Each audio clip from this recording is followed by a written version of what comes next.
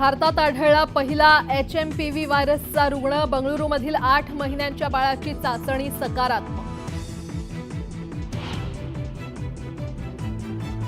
महायुतीचा पालकमंत्री पदाचा तिढा सुटला। मुंबई सिंधुदुर्ग पालघरचे पालकमंत्रीपद भाजपकडे, तर ठाणे रत्नागिरी आणि रायगडचं पालकमंत्रीपद शिवसेनेकडे जाणार, सूत्रांची माहिती। राज्यातील ग्रामपंचायतीमध्ये 9 जानेवारीला काम बंद आंदोलन। संतोष देशमुखांच्या हत्येच्या निषेधार्थ बंद। शासनानं कठोर कारवाई करण्याची केली मागणी। धनंजय मुंडेंबाबत वादग्रस्त वक्तव्य केल्यानं मुंडे समर्थक आक्रमक। जरांगेनंतर सुरेश धस आणि बजरंग सोनावणेंसह दमानियांविरोधातही गुन्हा दाखल करण्याची मागणी। अन्यथा आज पुन्हा आंदोलनाचा इशारा।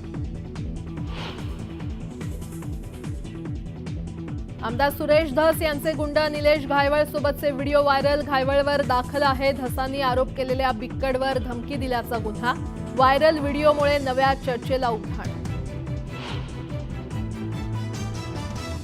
ओबीसी आरक्षणाच्या निर्णयानंतर नगरपालिका निवडणुका होण्याची शक्यता। कॅबिनेट मंत्री संजय सावकारांनी दिले संकेत।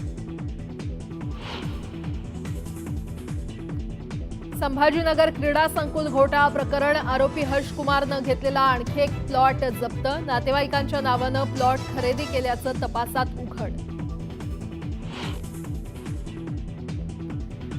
पत्रकार मुकेश चंद्राकर हत्या प्रकरणात मुख्य आरोपीला अटक। कंत्राटदार सुरेश चंद्राकरला हैदराबादमधून ठोकल्या बेड्या। मंदिराच्या गाभाऱ्याचं सुरू असलेल्या कामामुळे तुळजाभवानीच्या दर्शन व्यवस्थेत अचानक बदल। गाभाऱ्यातून दर्शन बंद झाल्यानं भाविकांनी व्यक्त केली नाराजी।